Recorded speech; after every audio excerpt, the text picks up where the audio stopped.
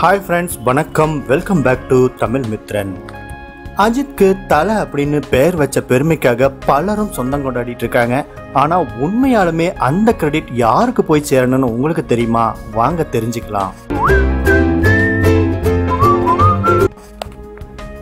தக்ஷத் அப்படிங்கிற இந்தி படத்தை தமிழில் ரீமேக் பண்ணலாம் அப்படின்னு அஜித்தும் இயக்குனர் பிரவீன்காந்தும் முடிவு செஞ்சு வேலைகள் நடந்துகிட்டு இருந்தது. ஆனால் தயாரிப்பாளருக்கும் பிரவீன்காந்துக்கும் இடையே ஒரு கருத்து வேறுபாடு வந்துச்சு. அதனால அதே கம்பெனிக்கு வேறொரு இயக்குனரை தேட வேண்டிய சூழலும் ஏற்பட்டுச்சு.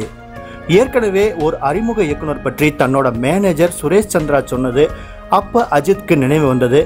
அந்த பையன் என்ன பண்ணுறாரு, அவரை கூட்டிகிட்டு வாங்க அப்படின்னு மிட் நைட் 12 மணிக்கு சொல்கிறாரு அஜித். நம்பர் 9 அழகம்பெருமாள் கோயில் தெருவில் இருக்கிற அன்ன இளைஞரோட வீட்டு கதவை தட்டுறாரு சுரேஷ் சந்திரா. காலையில் வரவா சார் அப்படின்னு தயங்கி நிற்காம உடனே வரேன் சார் அப்படின்னு அஜித்தை சந்திக்க கிளம்பிட்டாரு அந்த இளைஞர். நீங்கள் தானே தம்பி, எஸ்ஜே சூர்யா அசிஸ்டன்ட் தானே நீங்கள்? நான் உங்களை அவரோட ஸ்பாட்டில் பார்த்துருக்கேன். இப்போ ஏதாவது கதை வச்சுருக்கீங்களா அப்படின்னு அஜித் அவர்கிட்ட கேட்குறாரு. தன் தங்கையோட காதலனை கொல்லணும்னு துடிக்கிறான் சொந்த அண்ணன். அந்த பெண்ணோட சத்தியத்துக்காக அந்த காதலனை காப்பாற்றணும்னு துடிக்கிறான் வளர்ப்பு அண்ணன். இதுதான் சார் ஒன்லைன் ஸ்டோரி அப்படின்னு சொல்கிறாரு அந்த இளைஞர். எனக்கு ரொம்ப பிடிச்சிருக்கு, எப்போ ஷூட்டிங் போகலாம் அப்படின்னு கேட்குறாரு Ajith. Any time I'm ready sir அப்படின்னு சொல்கிறாரு அந்த இளைஞர். ஏஆர் முருகதாஸ். அந்த படம் தீனா. இந்த படத்தில் அஜித்தோட இயல்பை சொல்கிற வகையில் தான் முருகதாஸ் பாடலாசிரியர்கிட்ட கேட்டு வாங்கி சேர்த்த பாடல் தான் வத்தி குச்சி பத்திக்காதுடா அப்படிங்கிற பாடல். அஜித் முதல்ல தலை அப்படின்னு அழைக்கப்பட்டார்.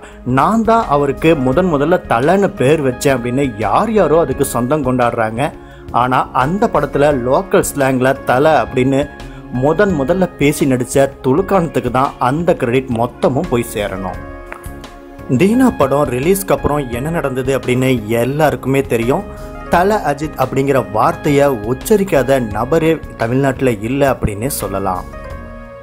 இந்த செய்தி உங்களுக்கு பிடிச்சிருந்தா மறக்காமல் கமெண்ட் பண்ணுங்கள், லைக் பண்ணுங்கள். நம்ம தமிழ் மித்ரன் சேனலை உடனே சப்ஸ்கிரைப் பண்ணுங்கள்.